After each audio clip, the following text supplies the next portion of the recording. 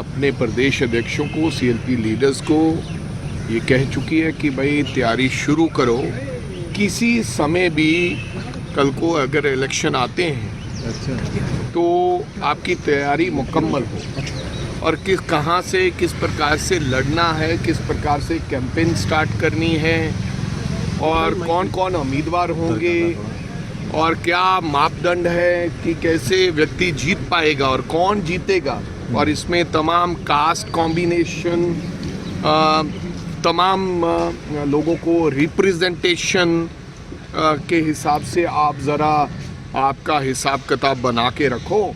जल्दी आपसे मीटिंग करेंगे और फिर बताएंगे कि किस प्रकार से चुनाव लड़ना। सर ये कोई ਜ਼ਰੂਰੀ ਤਾਂ ਨਹੀਂ ਜਿਹੜੀਆਂ ਪਹਿਲਾਂ ਲੋਕ ਚੋਣਾਂ ਲੜੇ ਨੇ ਵੀ ਉਹਨਾਂ ਨੂੰ ਰਿਪੀਟ ਕੀਤਾ ਜਾਵੇ, ਚੇਂਜ ਕੀਤਾ ਜਾ ਸਕਦਾ ਜੀ? नहीं, मैं देखो ये फैसला, अंतिम फैसला ऑल इंडिया प्रेसिडेंट खड़गे साहब ने करना है और राहुल गांधी और श्रीमती सोनिया गांधी ने करना है। लेकिन मेरे को लगता कि पूरे देश भर में जो लोग जीत पाए चुनाव, चाहे वो कोई भी हो, उनको मेरे को लगता है इस बार सीरियस कैंडिडेट लिया जाएगा, क्योंकि हमारे पास जिस प्रकार से हालात हैं, हमें ऑन मेरिट, ऑन ग्राउंड्स और नॉट इमोशनली हमें प्रोफेशनली काम करना पड़ेगा।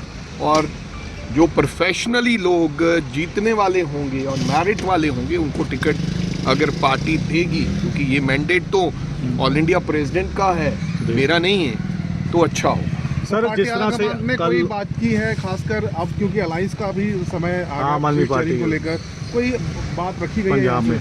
नहीं, इवन मैं ये भी आपसे क्लैरिटी कर दूं, बहुत से हमारे नेता सक्रिय रहते हैं बयान देने को पूरी बात।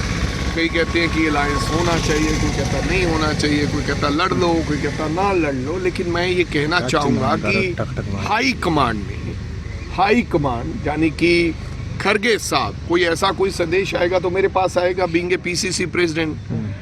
इस प्रकार का अभी कोई किसी प्रकार का संदेश नहीं दिया है कि आपको कहीं इकट्ठे लड़ना है, कोई तैयारी करो, अलायंस करो, आप इन चीज़ों को। उन्होंने अभी तक टिल टुडे जो परसों मीटिंग हुई थी, यही चर्चा रही कि किस प्रकार से हमने 13 की 13 सीटों पर चुनाव लड़ना है, क्या क्या मापदंड होने चाहिए, क्या क्या हमने चीज़ें चेक करनी है। तो अभी तक किसी प्रकार का कोई इशारा नहीं दिया है। हाईकमांड जब इशारा देगी तो मैं आपको बता दूंगा, उसको मैं अपने मन में कितनी देर छुपा के रखूंगा। कोई भी ऐसी बात है अगर हाईकमांड चाहेगी, अगर अलायंस की बात मान लो हो, तो मेरे को बताने से क्या गुरेज है, अभी तक क्योंकि अल्टीमेटली तो हाईकमांड ने जो कहना है वो होगा। पर हाईकमांड भी आज की डेट में यही चाहती है, और जो हमें डायरेक्शन दिया है हाईकमांड ने, मेरे को कल कहें कि नहीं 5 सीटों पे काम करो, तो मैं बोलूँगा हाँ भाई ठीक है 5 पे करता हूँ।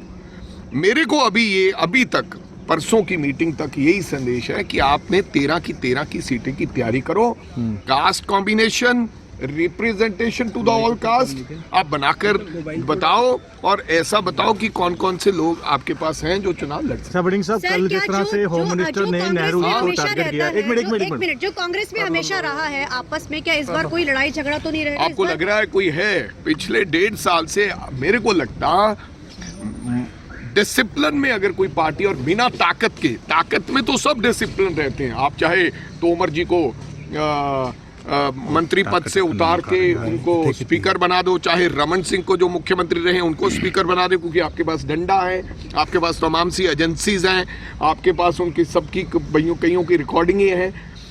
बिना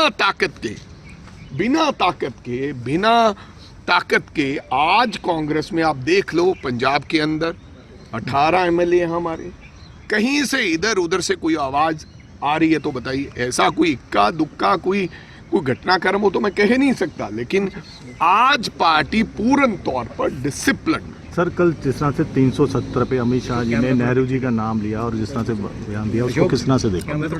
अब देखो, पहली बार नेहरू जी के बारे में किसी बात की निंदनीय टिप्पणी करना,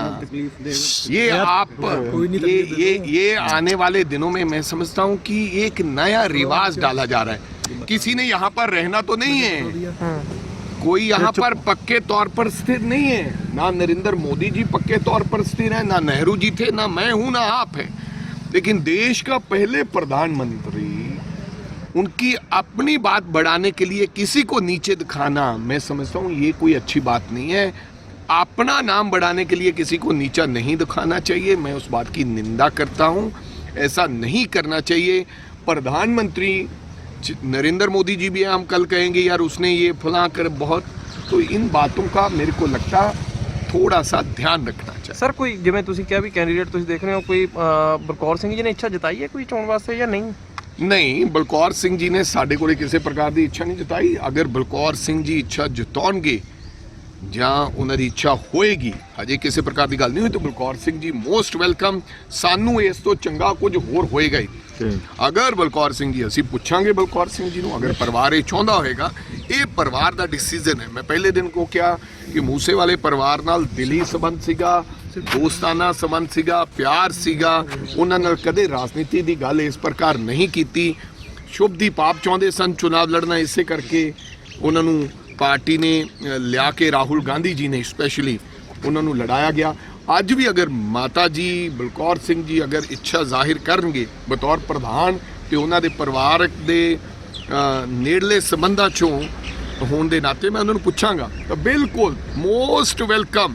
ਹੱਥ ਜੋੜ ਕੇ ਘਰੇ ਜਾ ਕੇ ਅਸੀਂ ਉਹਨਾਂ ਨੂੰ सम्मान करके आऊँ। आदरणीय मुख्यमंत्री साहब को अभी तक ये नहीं पता चला कि इंटरव्यू किसने किया। इंटरव्यू पता तो है हर चीज़ के बारे में। जब मुख्यमंत्री साहब को 50 साल पुरानी चीज़ों के बारे में पता है कि पुराने 50 साल पहले क्या हुआ था, क्या मुख्यमंत्री साहब को ये नहीं पता कि जेल में इंटरव्यू किसने किया और कहाँ पर हुआ? पता है, यही तो प्रॉब्लम है। पता होने के बावजूद भी अगर ये ना बताया जाए और कार्रवाई ना की जाए, इस बात की चिंता है।